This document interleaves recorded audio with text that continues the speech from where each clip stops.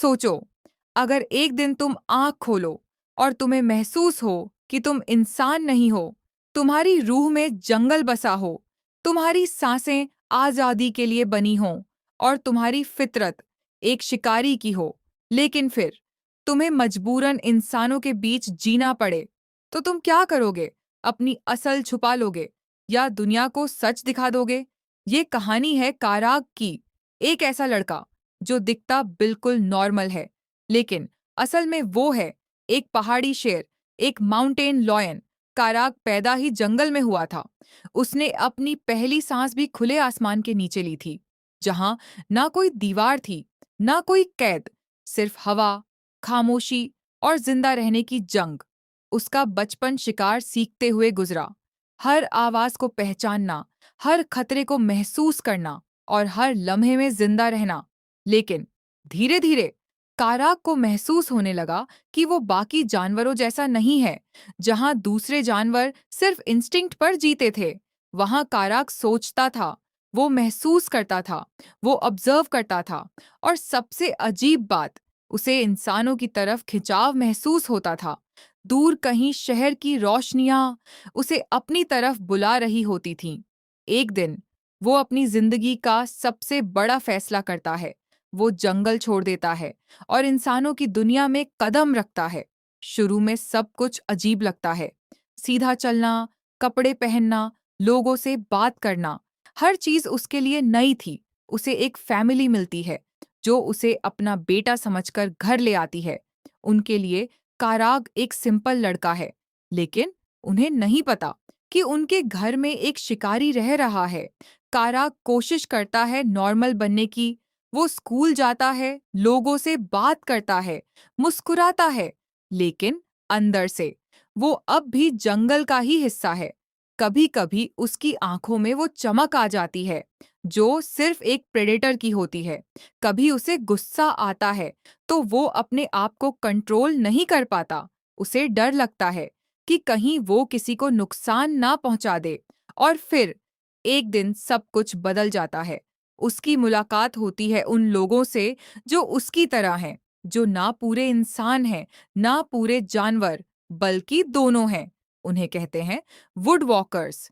और फिर काराग जाता है एक ऐसी जगह जो उसकी जिंदगी बदल देती है। क्लियर वाटर हाई, एक सीक्रेट स्कूल जहां हर स्टूडेंट एक रात छुपा रहा होता है। कोई भेड़िया बन सकता है, कोई परिंदा, कोई हिरन। और पहली बार काराग को लगता है कि वो अकेला नहीं है।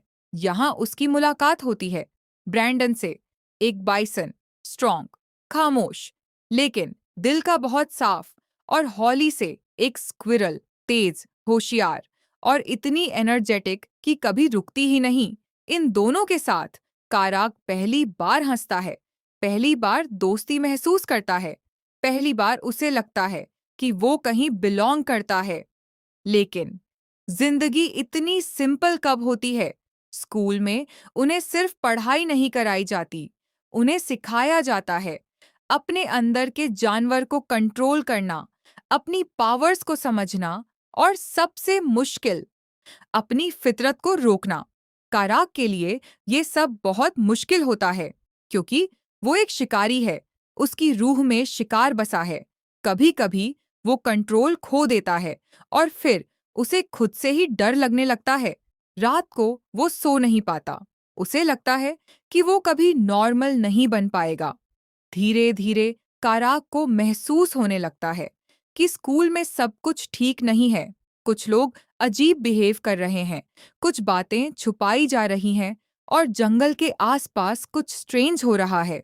एक दिन उसे सच पता चलता है, कुछ वुडवॉकर्स इंसानों के खिलाफ प्लान बना रहे हैं। उनका मानना है कि जानवर ज्यादा पावरफुल हैं और इंसान कमजोर। उनका प्लान है दुनिया पर राज करना। और सबसे डेंजरस बात, वो काराग को अपनी तरफ लाना चाहते हैं, क्योंकि काराग अलग है। वो दोनों दुनिया समझता है, वो स्ट्रॉन्ग है और उसमें वो पोटेंशियल है जो किसी और में नहीं। विलेन उसे कहता है, तुम इंसानों के साथ क्यों रह रहे हो? तुम उनसे बेहतर हो, तुम एक शिकारी हो, तुम्हें रूल करना चाहिए। काराग कंफ्यूज हो जाता है। उसके अंदर एक जंग शुरू हो जाती है। एक तरफ उसका जंगल वाला साइड जो आजादी चाहता है, जो पावर चाहता है, और दूसरी तरफ उसकी दोस्ती, उसका ट्रस्ट, उसकी इंसानियत। ब्रैंडन और हॉली उसे समझाते हैं कि पावर का मतलब सिर्फ जीतना नहीं होता। कभी-कभी पावर का मतलब कंट्रोल होता है। काराक को फैसला करना होता है वो कौन है। और फिर वो दिन आ जाता है जब सब कुछ दांव पर लग जाता है। विलेन अपना प्लान शुरू करता है। जंगल में अफरा तफरी मच जाती है। स्पीड, ताकत और क्योस, हर तरफ खतरा होता है। काराग अपने दोस्तों के साथ खड़ा होता है, लेकिन अंदर से वो अब भी डर रहा होता है। फिर एक लम्हा आता है जहां सब कुछ रुक जाता है और काराग को फैसला लेना होता है, भागना है या लड़ना है। वो अपनी आंखें बंद करता है और पहली बार वो अपने आप से नहीं भागता, वो अपनी असल को एक्सेप्ट करता है। और फिर वो ट्रांसफॉर्म होता है एक पावरफुल माउंटेन लायन में। लेकिन इस बार वो सिर्फ एक जानवर नहीं होता, वो कंट्रोल में होता है, वो फोकस्ड होता है, वो अपनी पावर को समझ चुका होता है। फाइनल फाइट शुरू होती है। जमीन हिलती है, हवा तेज हो जाती है और काराग अपनी पूरी ताकत के साथ लड़ता है। ये सिर्फ एक बैटल नहीं होती, ये उसकी आइडेंटिटी की फाइट होती है। और आखिर में विलेन हार जाता है, बैलेंस वापस आ जाता है, सब कुछ धीरे धीरे नॉर्मल हो जाता है और काराक आखिर समझ जाता है कि वो कौन है।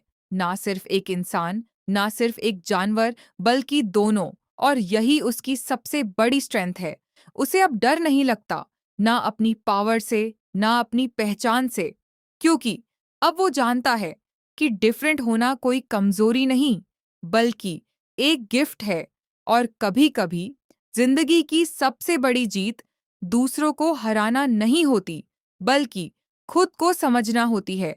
और काराक आखिर जीत जाता है खुद से।